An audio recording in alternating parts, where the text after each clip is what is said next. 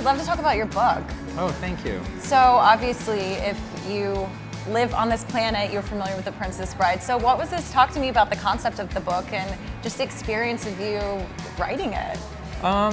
You know, it was a beautiful thing because it'd been almost 29 years, 28 years since we made the movie, and there was so much goodwill towards the film, and still is to this day.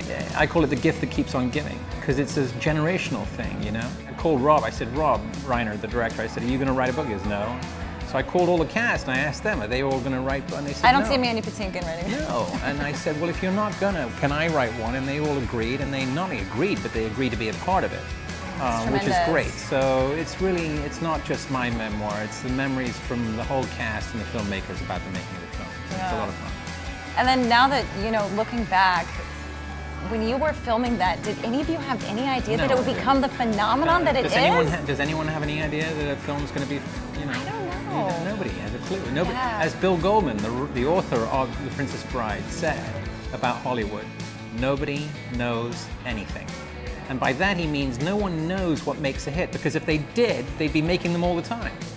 And Andre the Giant, did you ever actually get hurt when he was throwing you around? No, he's very gentle. He was a gentle giant. He really was. He was very gentle. Do you think he could drink? He could hang? Oh my God, please. He'd have emptied this bar right away. He used to drink a thing called the American, and they would take a beer pitcher, and the bartender would go behind the bar and literally take every bottle and pour it into a beer pitcher, and that's what he drank. I tasted it once. I've never tasted airplane fuel, but I imagine that was the closest thing.